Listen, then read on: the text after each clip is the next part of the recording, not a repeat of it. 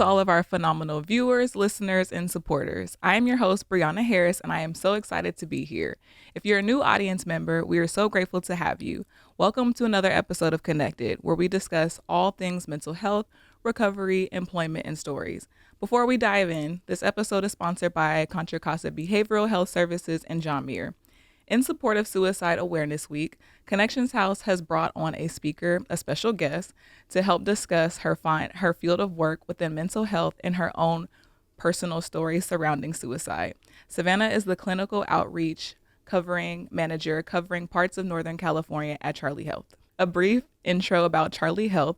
They are a nationwide organization that provides individuals with the support and treatment that they need to manage their mental health issues and achieve lasting recovery. They use evidence-based approaches for care such as art and music therapy, exposure therapy, cognitive behavioral therapy, and so much more. So feel free to visit their website for more information on services. Lastly, the Suicide Crisis Lifeline 988 is available 24 hours if anyone you know is having an emergency.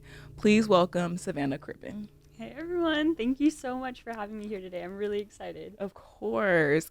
Savannah is really awesome because I've been stalking her TikTok and she really talks about mental health, but like in a newer way that a younger audience can kind of engage and kind of make light of their situation. And so I really appreciate that. Your field of work is pretty dope. I think like my first question for you more so is like, you have such a diverse like background, like when it comes to work and stuff like that, but what was your like aha moment that made you come into mental health? Mm-hmm. I tell people that I don't think you always choose mental health. I really believe it chooses you. And from a very young age, I was already kind of grappling with like, what is mental health and how do we support individuals who have concerns with mental health? A little bit about my childhood. My father actually struggled with a substance use disorder from the age of 12 all the way to 38.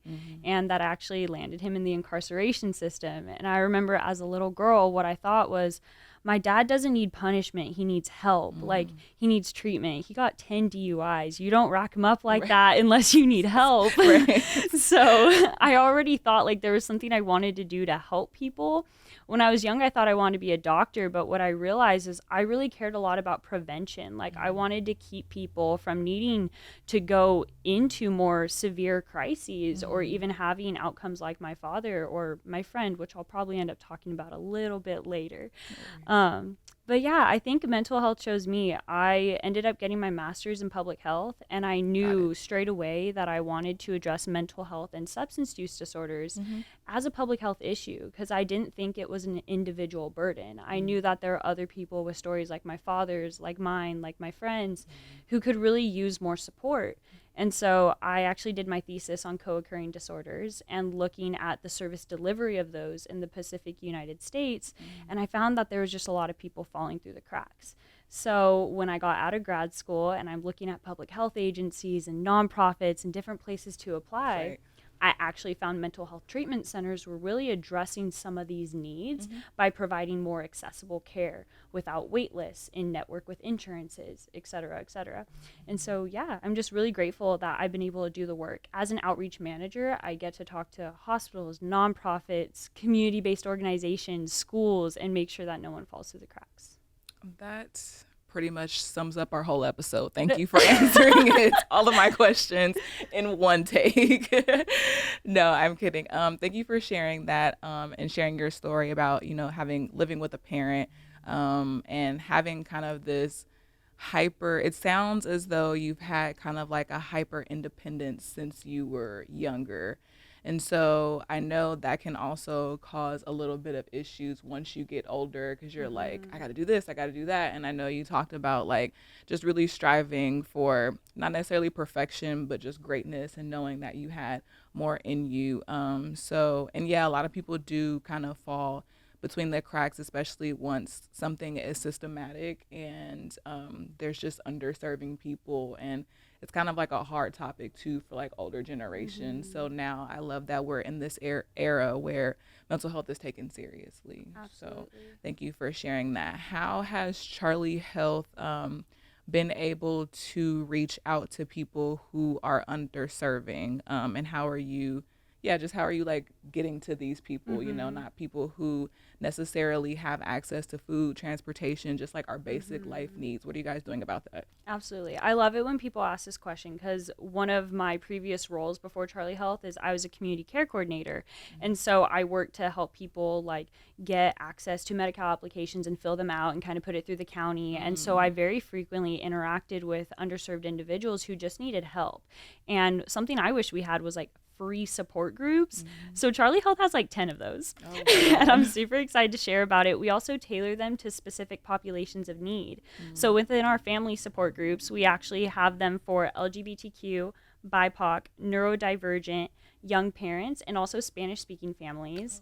I'm particularly fond of that one because, like you said, there's still some stigma with older generations. There's also still stigma within certain cultures. My partner happens to be Hispanic, and when his mother found out that he was taking medication for ADHD, she freaked out because she just didn't understand. Right, It's something right. that's new, and I think providing like education to families is really important. So I play the role of a health educator. I even share with like therapists that don't know what an IOP is. And for anyone else that doesn't know, it's an intensive outpatient program. And it's really that middle rung in the care continuum between like your inpatient psychiatrical hospital stays and your outpatient one-on-one therapy, right? So there's this whole spectrum of mental health care in the middle that people just aren't aware of. So I engage in a lot of health education. And then some of our other free groups are for caregivers, providers, athletes, and suicide survivors. Oh, right Not on. just individuals who have attempted in the past, but also family members of those who maybe have lost a loved one to suicide. And so all of those are completely free. All you do is scan a QR code and hop on your phone. Most people these days have a mobile device of some sort that they're able to access. And there's no barriers, no documentation status, no insurance, nothing. You can just come in and we'll offer support in those groups. Oh, right on. Make sure you guys go to charliehealth.com and access those resources, or you can try to contact Savannah pretty just right on. Yeah, you can call me, text me. My work number is 925-332-9833. I got Okay, you. right. Right, right on, Savannah. So I do want to just in light of Suicide Prevention Week coming up, and suicide is the like number one of the one. I'm sorry, one of the leading causes in the United States, and primarily with men as well. How do you guys kind of tailor to that? Absolutely. So Charlie Health is designed to be that prevention to suicide. It's actually the vision of our company. Not every company like has their mission, vision, and values plastered everywhere, but Charlie Right. Health really does. Like we lead with our why, and almost everyone who's hired at Charlie Health, actually, I venture to say everyone has either lived experience with mental health, has lost a loved one for mental health, and so we really keep that at the forefront. Our vision is a world without adolescent and young adult suicide. That's actually the reason why we serve ages 11 to 33 because that's the population where we see it's most prevalent. I had mentioned my friend earlier, and his name was Jace. We actually lost him when I was 16. I was in high school, and we lost him to suicide. It's one of those things where I definitely know it could have been preventable had he had access to resources and the willingness to seek help, and in a way that there wasn't so many barriers. I mean, people nowadays, you have to have the right insurance, you have to be within the geographic location, you have to be able to get through the traffic, and in the Yeah. Bay Area, we know that's hard. Only 7% of the United States actually has an intensive outpatient program within 30 minutes of their home. So what is Charlie Health doing for that? Our programming is completely virtual. Anywhere there's a Wi-Fi signal, you can access it. Not only are we in California, but we're in over 20 other states as well. And we never have a wait list. We are absolutely committed to that because we don't ever want somebody in crisis to have to go longer without care because we know it could be the difference between life and death. Absolutely. And do you remember I know you grew up in a small town. Is it closer to Southern California? It's in the central part of Okay. California. All right. Central California. Do you remember having access to something like Charlie Health back when you were in high school and maybe that your friend Jace could have had more access to? I wish Charlie Health was around. Like, y'all can't see it, but I got goosebumps when you said that, because my county's really inundated with a lot of need, and like, no shade on the county workers, because I used to work with them. I know that they're combating their own fatigue and burnout in all of these systems, right?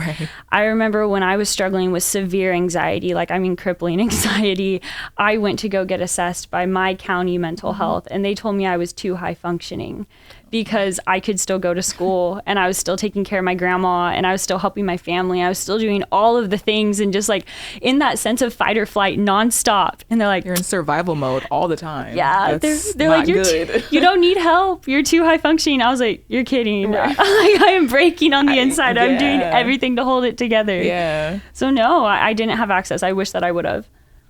Right on. I appreciate that answer.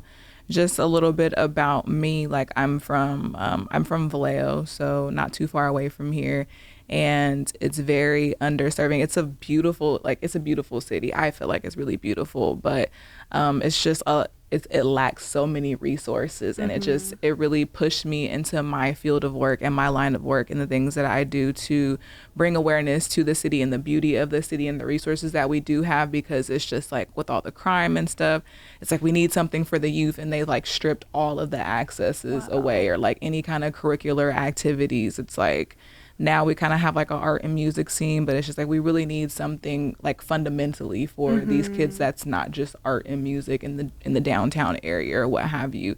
So definitely I'm glad that you have got to work with your city, and we have that in common, that you've got to work within and try to make a difference and stuff like that. So that's really, really cool. Do you remember, and please kind of defer me away if you don't really necessarily want to talk about it, but how did you really, feel in that moment? Like, were you and your friend Jace really close, or like was it just like somebody you went to high school with or had a class with? Like, what was that relationship?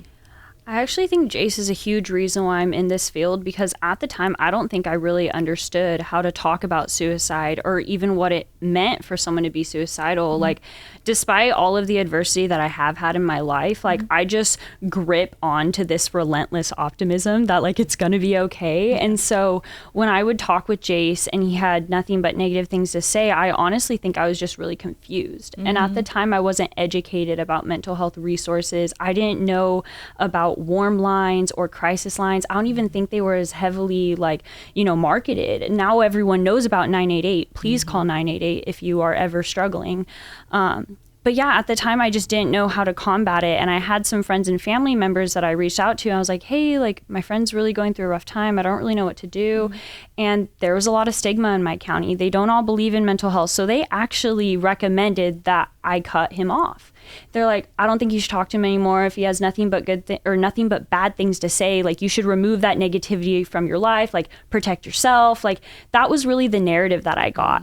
And so I actually regret it, like, almost every day, that I kind of distanced myself. Like, I would still do the occasional, like, hey, how you doing? Or like, just letting you know that I care, because I always wanted him to know that I care. I tried to bring up things like sunshine and like having a roof over your head and like your basic needs being met, because to me, that's something to be so grateful for. But I didn't realize at the time that it was probably really disinvalidating his experiences, because despite having all those things, having a family that loved him, being a part of sports, like, there was something intrinsic inside of him that was breaking, and he didn't know how to get support. And so the day that I found out he passed, I remember I just broke down crying. I went on my rooftop, I climbed out my window, I was looking at the stars, and I just didn't understand why.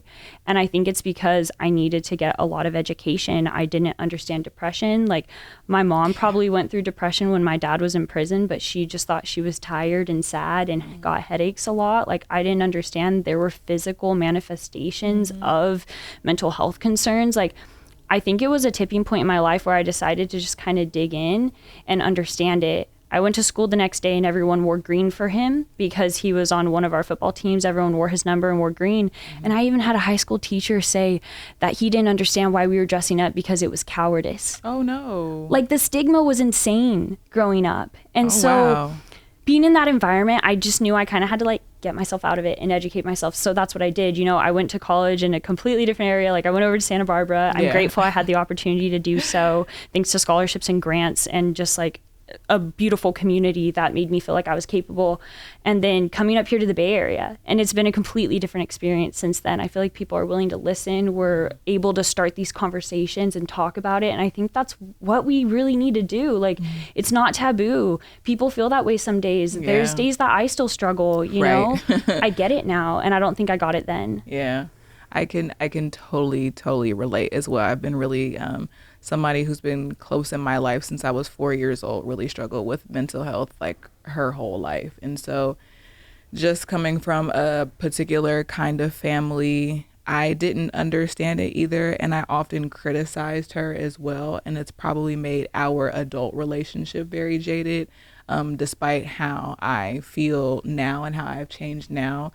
She probably needed way more support, but I would just be kind of annoyed. Like, why do you feel like this? You live in a beautiful house. You have a beautiful family. Like, you guys have all these things that I don't even have, you know? It's just like you try to bring light to that, but it's also like you just don't know how somebody is really feeling or how their brain is responding to certain things, responding to trauma.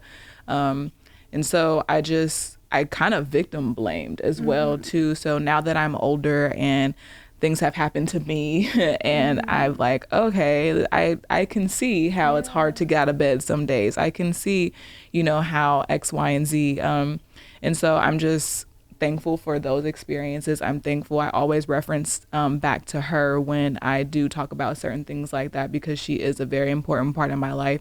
But yeah, I kind of had the same experience as well, and I would just be like, why are you like this? Like, and then I would still I did distance myself as well, and we would just kind of go through these things where we were like in and out, but you know, that's still my sister at the end of the day. But so shout out to her. Thank you for sharing. Like, and it's important to resonate with one another too. Like, just hearing the words "me too," it can change a life. Or like asking someone like how they're feeling and really diving in, not just that, oh, I'm fine. It's like, okay, but how are you really? Like, I'm here to listen. Sometimes that's all it takes. Yeah.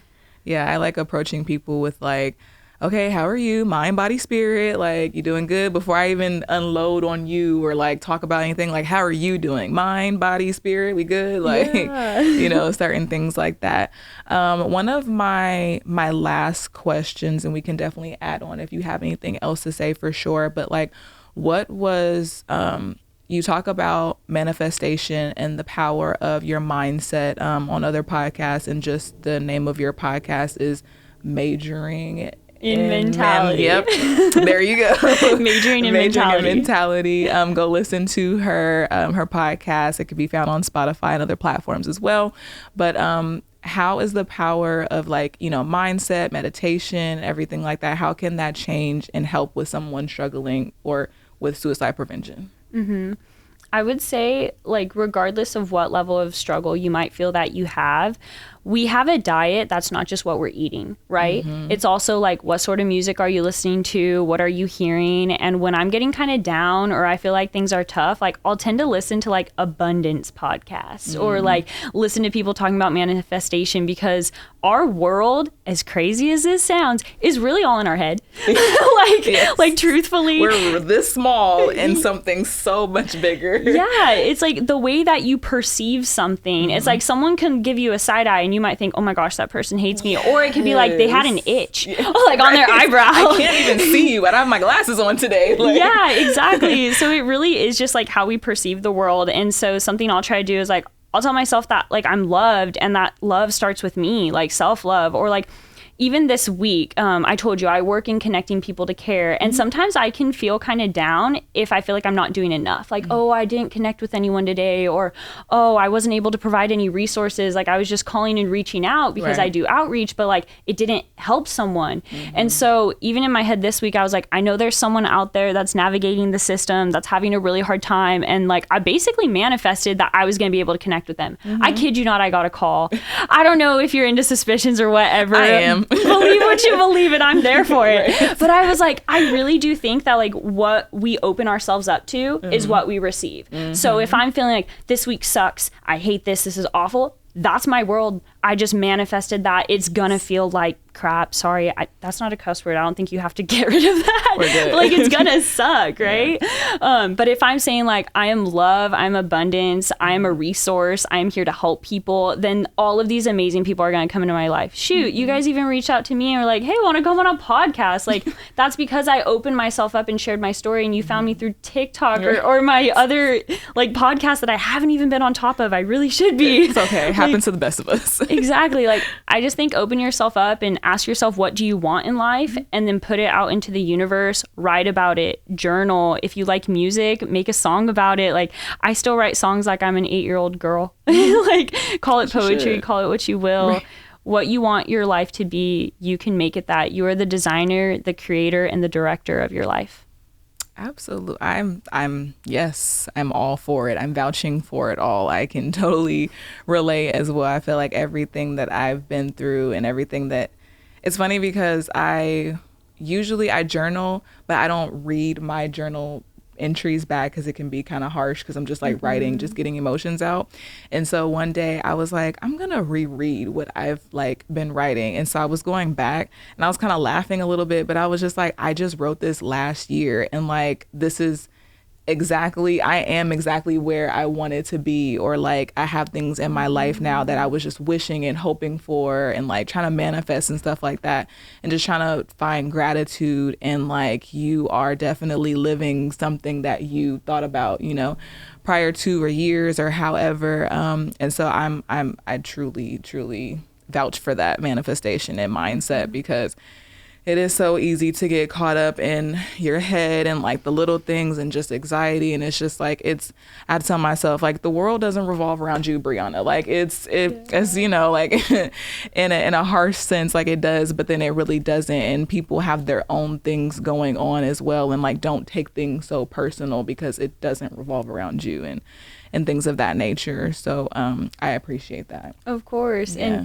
And what you said is kind of important, because like, we live within our own mental models, right? So even though the world doesn't revolve around us, the world we live in is our own. And sometimes if we go back to that perception thing, like what people are thinking, we get so wrapped up in that, or we get anxious about how things will go. You realize the most important person to everyone in the world is truly themselves. Yeah. Like they're too busy thinking about themselves to be worrying about you. So you got to worry about you. You got to love you got to take care of you. And that's not just manifesting like with your thoughts, but also your body. Like, are you taking care of yourself? Are you drinking enough water? Are you eating enough food? Like, are you exercising or moving your body a little bit? Yes. I think those are all important for self-care. Absolutely. Because when you look better, you feel better, and you are better. I'm huge, because if I'm in sweats laying in bed all day, I don't feel the best that day. But if I put on a nice shirt and like, okay, thanks for higher power, thanks for getting me out of bed this morning, it's going to change the trajectory of my day or my morning. And just kind of trying to stay present and just only think about what's going on right now, because you only have the present. You don't have the future, you don't have the past, it's just the present.